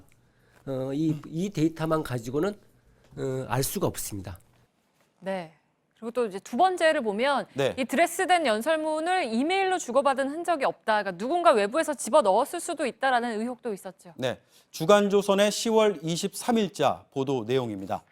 일반적으로 이메일로 받은 문서를 저장할 경우에 캐시 폴더에 저장이 됩니다. 드레스덴 연설문은 다운로드 폴더에 있다라는 겁니다. 그래서 외부 삽입 가능성까지 거론됐습니다. 그러나 실험 결과는 달랐습니다. 첨부 파일을 다운로드 없이 열어보기만 했다면 캐시 폴더에만 문서가 남습니다. 그러나 첨부 파일을 내려받았다면 다운로드 폴더에 저장이 됐습니다. 네, 그러니까 드레스덴 연설문만 저장 위치가 다른 게 아니라 오히려 일반적인 경우와 똑같았다라는 거잖아요. 그렇습니다. 이와 함께 저희가 공동 조사를 하는 과정에서 새로운 사실도 추가로 파악할 수가 있었습니다. 최순실 태블릿에 들어있는 드레스덴 연설문은 파일 이름이 언더바 그리고 숫자 .hwp로 돼 있습니다. 애플리케이션, 예를 들어서 이메일 앱, 지메일 앱 이런 곳에서 첨부 문서를 다운로드 받으면 제목에 있는 한글이 그대로 저장이 됐습니다. 네. 그러나 앱메일에서 다운로드를 하면 제목 중에 한글은 모두 사라지고 언더바 형태로 바뀌었습니다. 드레스덴 연설문이 웹메일로 전달됐을 가능성이 매우 큽니다. 이메일로 문건을 전달했다는 정호성 전 비서관의 진술을 오히려 뒷받침하는 결과입니다. 네, 그러니까 이메일 앱이나 지메일 앱 쓰시는 분들도 있고 웹메일을 쓰시는 분들도 있는데 사용 방식의 차이가 좀 있습니까? 이메일과 지메일 앱은 애플리케이션 누르고 바로 들어가게 되죠. 하지만 웹메일은 그 가운데 그 웹페이지에 들어가서 로그인을 한 뒤에 메일을 확인합니다. 전자는 사용 뒤에 지우더라도 포렌식으로 사용 기록이 일부가 복원이 됩니다. 하지만 웹메일을 주고받으면 포렌식으로도 추적하기 어렵다고 전문가들은 답했습니다. 이 부분의 실현 장면 함께 보시죠.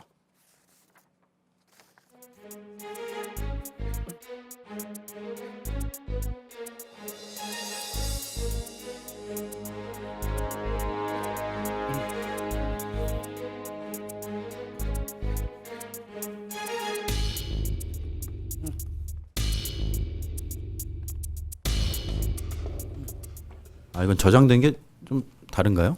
파일 명이 좀 다르게 나오지 않습니까? 그죠? 네, 이런 이제 포렌식 실현으로 더 명백해졌군요. 내일은 어떤 내용이 준비되어 있습니까? 네, JTBC 입수 뒤에 JTBC와 검찰이 156개의 문건을 생성했다라는 의혹입니다. 네, 팩트체크 오대영 기자였습니다.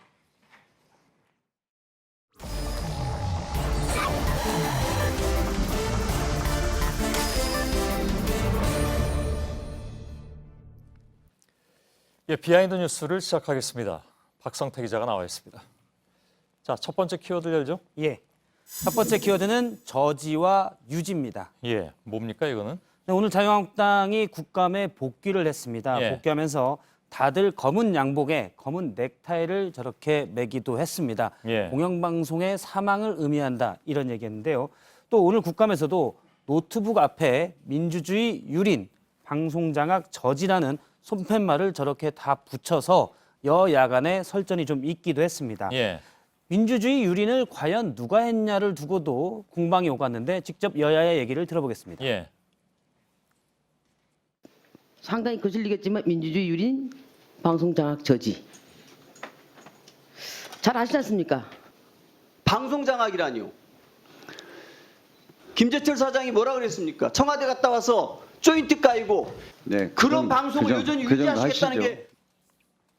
예. 네. 그러면서 방송 장악을 두고도 누가 하느냐를 두고 공방을 벌이기도 했습니다. 예. 시청자 여러분께서 잘 아시리라고 생각을 하고요. 예. 야당은 방송 장악을 저지하겠다고 하는데 야당이 방송 장악을 유지하려는 게 아니냐. 또 이렇게 얘기가 나오더군요. 예, 그렇습니다. 양측의 여야의 주장이 다르지만 저희가 이제 양비론으로 할 수는 없고요. 물론 예. 시청자들이 다 잘 판단하실 걸로 보는데 예. 잠깐 더 풀어보면 예. 방송 장악 또는 언론 탄압이라고 한다면 쉽게 얘기하면 권력이 언론을 길들이는 것이다 이렇게 정의할 수가 있겠는데 몇 가지 추정 가능할 수 있는 게 지난 이명박 정부 때만 해도 공영방송 MBC에서만도 10수명이 해고를 됐습니다. 예. 상식적으로 권력자가 해고되는 일은 없고 해고를 할 수 있기 때문에 예. 당시의 정부가 방송 장악을 했다라고 추정하는 게 맞는 것 같고요. 저 두 사람은 지금 이름이 나오고 있습니다만은 해고 이유도 없이 해고했다고 해고한 사람이 실토했잖아요. 예, 그렇습니다. 예. 당시에 외압이 있었다라는 게 있었고요. 아까 앞서 민주당 강병원 의원도 당시에 MBC 사장이 청와대 가서 조인트 까였다 예. 이렇게 얘기했기 때문에 그것만 봐도 장악의 주체가 누구인지는 좀 추정을 할 수가 있고요. 예. 실제 오늘 자유한국당 신보라 의원도 자신들의 주장의 근거가 좀 더 빈약한 것을 좀 얘기하기도 했습니다. 예. 하나 시사할 수 있는 발언인데요. 직접 들어보겠습니다. 예. 언론 장악과 관련해서도 납득하는 국민들도 분명히 있습니다. 그 의견을 또 대표하는 것이 또 자유한국당의 역할이라고 보기 때문에. 예, 표현을 보면 납득하는 국민들도 분명히 있다. 이건 저희가 흔히 얘기할 때 내 말을 믿는 사람도 분명히 있다. 이런 건 내 말이 소수다. 상대적으로 소수다라는 예, 거기 예. 때문에 언급결의 인식이 나왔다라는 해석도 있습니다. 예. 그렇군요. 두 번째 키워드는요? 두 번째 키워드는 누룩패스 그 후입니다. 예. 지난 5월 바른정당 김무성 의원이 귀국하면서 본인의 여행용 가방을 보좌진에게 저렇게 굴리는 모습이 노룩패스로 화제가 되기도 했습니다. 예. 당시 갑질 논란도 있었고요. 모방 패스 또는 패러디 굴리기가 좀 화제를 끌게 됐는데요. 예. 그래서 최근 김무성 의원이 외통위 국감을 마치고 귀국하는 모습에 언론의 관심이 컸습니다.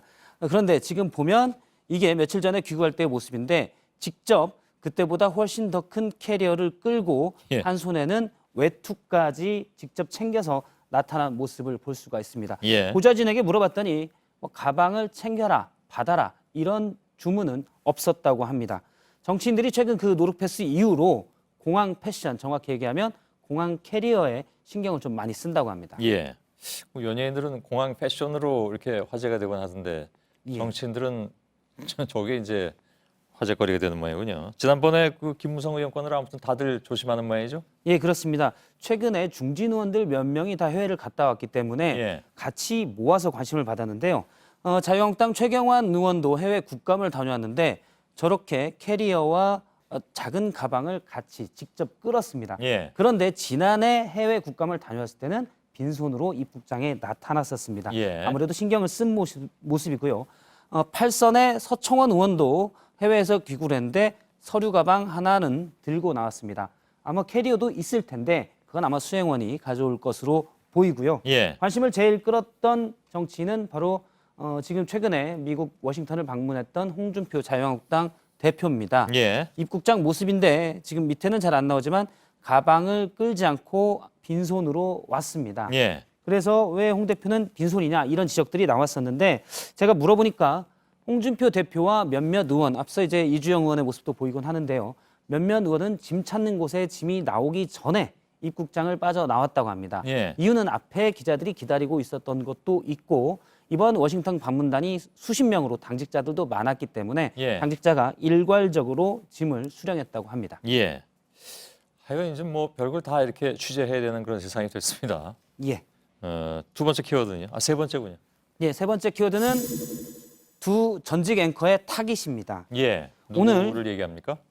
오늘 국회 과방위 국감에는 두 전직 공영방송 앵커가 서로 어떻게 보면 자신의 친정의 일부 인사들을 비판을 했는데요. 타깃의 방향이 확연히 달랐습니다. 먼저 KBS 메인 뉴스 앵커를 역임했던 민경욱 자유한국당 의원은 KBS 기자들을 비판했습니다. 직접 들어보겠습니다. 고대영 KBS 사장이 나왔을 때 거기 KBS의 직원들이 이 자리에 와서 고대영 사장에게 마이크를 대고 질문을 하는 일이 있었습니다. 그런 일이 어떻게 해서 일어났는지에 대한 그러니까 전직장 사장을 보호하고 전직장 기자들을 비판했는데요. 신경민 의원 예전에 이제 MBC의 앵커였는데요. 신경민 의원은 정반대였습니다. 직접 보겠습니다. 근데 이제 저한테 그렇게 똑바로 하라고 더군다나 MBC 이 망친 주역이 그렇게 하는 건 도저히 받아들일 수 없는 거고요. 신경민 의원은 얼마 전 MBC의 대주주인 박문진의 고영주 이사장과 설전을 벌이기도 했는데 그 얘기를 한 것입니다. 비판의 타깃은 전 직장의 대주주였고 대주주는 현재 기자들이 파업하고 있는 기자들과 대척점에 있습니다. 두 사람은 각각 KBS와 MBC의 메인 앵커를 지냈는데요. 하지만 나중에 여당과 야당의 의원이 된 건 같지만 과정은 좀 달랐습니다. 신경민 의원은 2009년까지 뉴스데스크 메인 앵커를 진행하다가 당시 외압에서 물러나고 한직을 맴돌다 정년퇴임했고요. KBS 9시 뉴스를 진행했던 민경욱 의원은 9시 뉴스 앵커직에서 물러나고 얼마 있다가 청와대 대변인을 역임했습니다. 여기까지입니까? 박성태 기자였습니다. 내일 아침까지 오늘처럼 쌀쌀하겠습니다. 서울의 아침 최저기온 3도, 대관령은 영하 5도로 떨어지겠고 일교차가 15도 이상 벌어지는 곳이 많겠습니다. 자, 끝나고 바로 소셜 라이브를 진행하겠습니다. 오늘 소셜 라이브는 목포 신항을 연결할 텐데요. 이상엽 기자가 지금 벌써 7달째 거기 머물고 있습니다만 오늘은 세월호에 가장 가까운 위치까지 가서 현장에서 바로 연결해서 소셜 라이브를 여기 기자들과 함께 진행할 예정입니다. 자, 저희들은 내일도 최선을 다하겠습니다. 여러분 고맙습니다. Staying up and waking up with you. And I was sleeping at the edge, holding something we don't need. All this delusion in our heads is gonna bring us to our knees. So come on, let it go. Just let